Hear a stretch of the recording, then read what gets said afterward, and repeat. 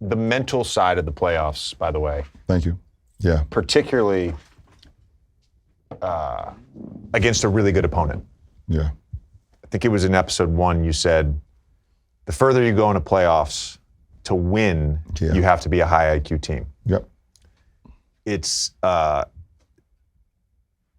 obviously emotionally draining because of there is pressure. It's different. You feel more with each win and loss. You get to 2 losses in a series. You get to 3 losses in a series, an elimination game. You're down 3-2. You've got to go on the road to San Antonio. They won the championship last year. You've got to muster up enough to beat them to get back home. Yep. That emotional toll is a lot. The physical toll, of course, playing. But to me, like the mental side of it, I think that is a huge separator because oftentimes mental mistakes within a game can lead to a series loss. For sure. I think about one I made. I was in Orlando. We were playing in the conference finals against Boston, and I had played a good game. And there was a timeout. Let's say there was 29 seconds. There was a 5 or 6 second difference between shot clock and game clock. And go to the timeout. I know we have a timeout. We get the stop. I get the rebound. You dribble. First I looked at Stan. And I'm not saying it was his fault. Right. I knew there was a timeout. I knew I should have called a timeout. And I looked at him and he didn't do anything. So then I just instinctively put the ball on the floor and then he called a timeout. Yeah, and now you can't advance the ball. So now we got 3 seconds and we've got to take it out 3/4 court, opposite foul line. Yep. And we didn't get a good shot off. Now, we were down. I don't know that we win anyways, but that's an example of a mental mistake. Yeah. I'll give you another one. And this one has bothered me for 4 years. And I'm not throwing this guy under the bus because I think his intention was right. 2020 playoffs, conference finals, you guys are up 1-0 on Denver. And you're down at the end of the game. You've got the ball underneath the basket. Yep. Mason Plumlee checks in the game to guard Anthony Davis. Yep. You were on the left elbow. Anthony Davis is on the right elbow. Danny Green makes some cut or whatever. And Anthony Davis runs to the left wing. You never set a pick. In fact, your back was turned to Anthony Davis and Mason Plumlee. Correct. Because I was just looking at Doe like, give me the ball. I know. And Mason Plumlee point switched. Yeah, he point switched. And Anthony Davis hit the game-winning 3. Yeah. Now you're down 2-0. Like, that stuff, the little tiny plays. It's weird because in the playoffs, I would say the little plays get amplified more. Does that make sense? Yep. Versus a regular season, you go through 82 games, it doesn't feel the same way. Yeah. That's why my body language is so bad throughout the regular season.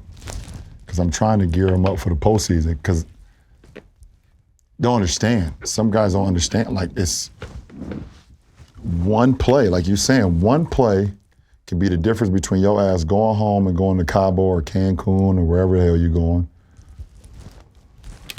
Or going to Disneyland or Disney World with the trophy in your hand.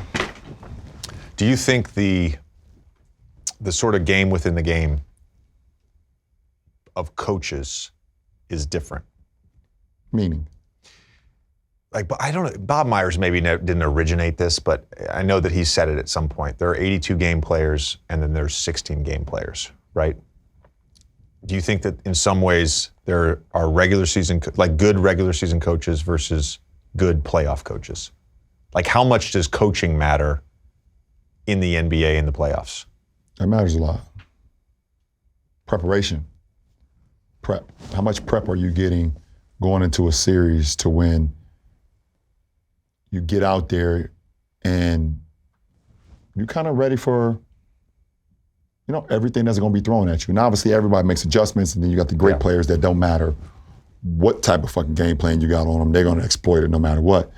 But as much as you can be prepared going out for a series, and I change this. That game 1 is kind of like the filler game. You almost like tell your players, just go out and just fucking play.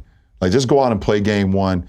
don't think too much, because if you start thinking too much, now you can't even just be a player no more, because now you're just trying to think the game. But me personally, I want overload. You want overload? I want overload. I want all the information, everything, everybody, every individual, every pros and cons, and I don't do that throughout the 82 game regular season. I don't have the time to do that. I don't have the time. The league has changed a lot with practice time, shoot around time, amount of time you spend in the film room. It just has. Yeah, it has. And I was fortunate. I would say fortunate. 5 of my first 6 years I played for Stan. I also played for him my last year in New Orleans. When you talk about the preparation, it was interesting to me that he prepared for a regular season game the same way he prepared for a postseason game. Yeah. So we're in shoot around for an hour and a half. We got knee pads on. We're going live. I remember at the end of shoot arounds, he would be like, all right, these guys haven't run this play in 5 games. This is an ATO, but they haven't run it in 5 games. But I want to be prepared for it. Let's go through it. Oh, you guys didn't do it right. Let's go through it again. That's right? the Rouse tree. 100%. That's the Rouse tree. Spo's the same way. So my point is, when we got to the playoffs, it didn't feel any different. Right, because when we were prepping prepared for a playoff. Yeah, for sure. Spo's the same way. That's the Rouse tree. You come from that Pat Riley tree. That's just, you prepare every day like it's your last, for sure. Hey guys, thanks for listening. Thanks for watching Mind the Game podcast. If you like it, please hit that subscribe button. Thank you.